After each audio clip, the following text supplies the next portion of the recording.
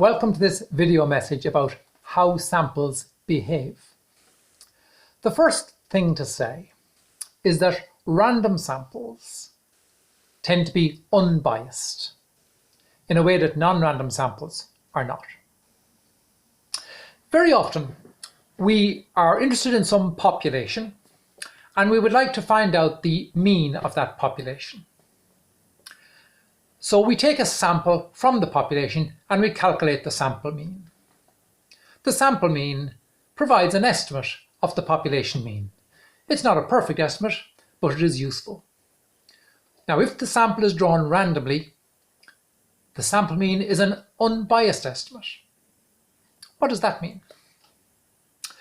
If we were to repeat this activity over and over again, take multiple samples from the population and calculate the sample mean every time, sometimes the sample mean would be a bit higher than the sample mean, than the population mean. Sometimes it would be a bit lower. But it wouldn't always be higher, and it wouldn't always be lower. In general, the result we would get for the sample mean would be centered on the population mean. That is what unbiased means. So in general, we say a sample mean from a random sample is an unbiased estimator of a population mean. We say that the expected value of the sample mean is the population mean. The same thing is true if we're estimating a proportion. If we have a large population of units and we want to estimate what proportion of all the units in the population possess some particular attribute, we take a random sample from the population and observe within the sample what proportion of the units possess that attribute. And the sample proportion, again, is an unbiased estimator of the population proportion. The second thing we want to say about samples is that larger samples are better than smaller samples. Now, that seems obvious, but in what way are they better? If we estimate a population mean using a large sample rather than a small sample, chances are our estimate will be closer to the population mean that we're estimating. So while no sample is perfect, large samples tend to be more precise than small samples. That is, they have a smaller standard error. The standard error is the typical difference between a sample mean and the population mean that it's trying to estimate. That's the standard error of a sample mean. And in general, the standard error of any estimator is the typical difference between the value that the estimator provides and the parameter which it's seeking to estimate. So in the case of a sample mean, the standard error of a sample mean is given by sigma, the standard deviation of the population, divided by root n. So as the sample size goes up, the standard error goes down. So as we would have intuitively known, bigger samples tend to give more precise estimates. The third thing we want to say about sampling is rather surprising. We know that populations have different distributions. Some populations are normal and some are skewed and so on. So we might think that when we take samples from different populations, the distribution of the sample means would differ. But in fact, that's not the case. Sample means always have the same distribution, no matter what kind of population they come from.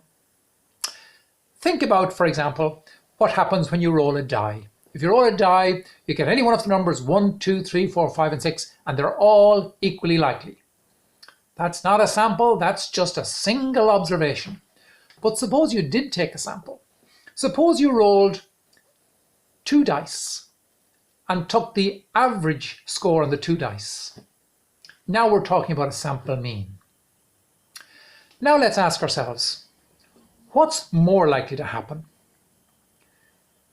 Shall we get a 6 as the sample mean, or shall we get a 3? Which is more likely?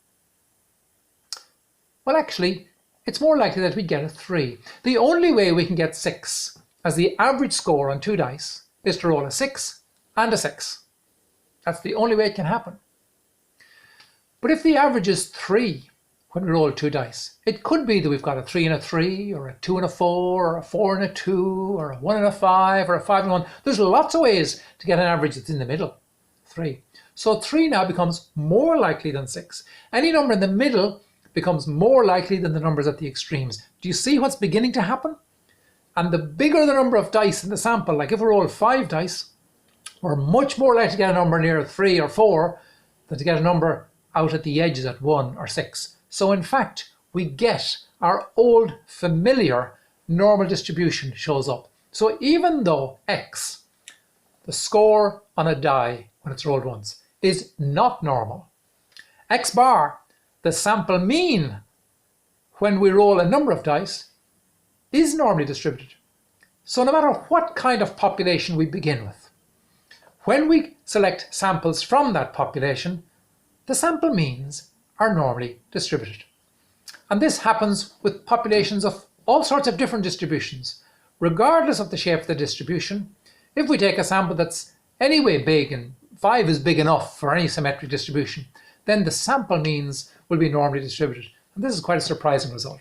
We can summarize all the previous things we've said on this lecture by stating the central limit theorem.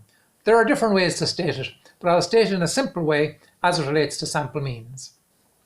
So the central limit theorem states that when random samples of size n are taken from any population, then as n increases, the sample means tend to form a normal distribution, with mean mu and with standard error sigma over root n.